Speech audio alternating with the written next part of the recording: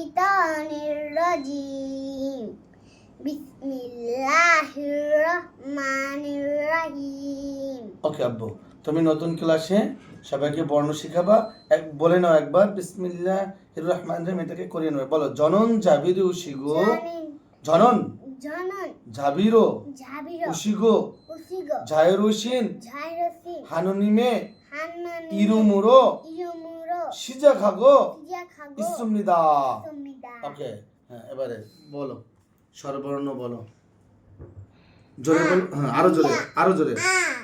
Yeah O yeah O yeah uh you uh E. Good আব্বু, এবার তুমি স্বরবর্ণ এবং ব্যঞ্জন বর্ণ দুটোই। আ ইয়া অ ইয়া ও ইয় উ ইউ উ ই। আয়া ইয়া নিউ দিগুত দিউল মিউ বিউ সিয়ত ইউ ইউত চুত চুক চুত ফিউফ হিউত। হ্যাঁ আব্বা, আবার একবার বলো। গিয়া নিউ দিগুত দিউল মিউ বিয়প বিউপ, আবার বলো। বিউপ হ্যাঁ, সিউ শিউত, সিয়ত শিউত না শিওত বললে ভালো হয়। সিওত হ্যাঁ, ওকে। ইউ ইউত চুত চুক চুত ফিউপ হিউত। হানগুল অর্থ কোরিয়ান বর্ণমালা।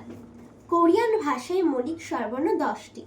স্বরবর্ণ কখনো একা বসে না এবং স্বরবর্ণ কখনো ব্যঞ্জনবর্ণের পূর্বে বসে না। স্বরবর্ণের কাজ হলো ব্যঞ্জনবর্ণের ডানে ও নিচে বসে অর্থপূর্ণ শব্দ তৈরি করতে আকার, রসিকার, দীর্ঘিকার, রস্যকার, দীর্ঘকার, ওকার ইত্যাদি কার হিসেবে সাহায্য করে। এটুকু আমরা এখানে গিয়ে বুঝবো।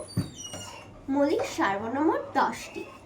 আ, ইয়া, আ, ইয়া, ও, ইয়, উ, ইউ, উ, ই। স্বরবর্ণের মূল উচ্চারণ করতে হলে ব্যঞ্জনবর্ণের ইয়ং এনে স্বরবর্ণের শুরুতে বসাতে হবে, তাতে উচ্চারণ একই আগের মতো হবে। তো এখানে পড়েছে স্বরবর্ণের মূল উচ্চারণ করতে হলে এগুলো আমরা জানি যে এগুলো হলো স্বরবর্ণ, বাট এগুলো স্বরবর্ণ না, এগুলো হলো কোরিয়ান কার। বাংলাতে যেমন আকার রসিকার কার আছে, তেমন এগুলো হলো কার। এগুলোই স্বরবর্ণ, আবার এগুলোই কার। যখন এগুলোর সঙ্গে ইয়ং থাকবে না তখন এগুলো থাকবে কার, আর যখন এগুলোর সঙ্গে ইয়ং থাকবে তখন এটা হবে স্বরবর্ণ। তো এটাকে যদি আমরা স্বরবর্ণ করতে চাই তাহলে এটাকে কি করতে হবে? এই ব্যঞ্জনবর্ণের ইয়ং এনে স্বরবর্ণের শুরুতে বসাতে হবে, তাতে উচ্চারণ একই আগের মতো থাকবে। মানে বাংলাতে যেমন আমরা যখন কার বলি তখন আকার রসিকার এরকম উচ্চারণ হয়, আর স্বরবর্ণ বলে সরেয়া সরেয়া হয়, বাট এখানে যখন কার হবে তখনও আয়া অয়ু এরকমই উচ্চারণ থাকবে, এবং যখন এটা স্বরবর্ণ হবে তখনও এটা একই উচ্চারণ থাকবে। সো ব্যতিক্রম উচ্চারণ উ। উ এর উচ্চারণ উপরের দাঁত ও নিচে মারি চেপে উ উচ্চারণ করব। এখানে দেখেন, এখানেও একটা উ আছে আর এখানেও একটা উ আছে। এই উটাকে উপরের দাঁত এবং নিচে মারি চেপে এভাবে উচ্চারণ করতে হবে উ। এটা হলো রাইটিং অর্ডার।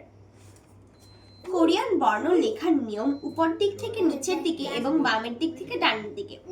আপনি কোরিয়ান স্বরবর্ণ, ব্যঞ্জনবর্ণ, যুক্ত স্বরবর্ণ, যুক্ত ব্যঞ্জনবর্ণ যেটাই লিখেন না কেন ওটা আপনাকে উপর দিক থেকে নিচের দিকে এবং বামের দিক থেকে ডানের দিকে লিখতে হবে।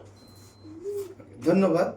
এবারে আমরা কিসে যাব? ব্যঞ্জনবর্ণে। তাহলে আমরা স্বরবর্ণগুলো ভালোভাবে শিখি, এরপর ব্যঞ্জন বর্ণ শিখবো ইনশাআল্লাহ।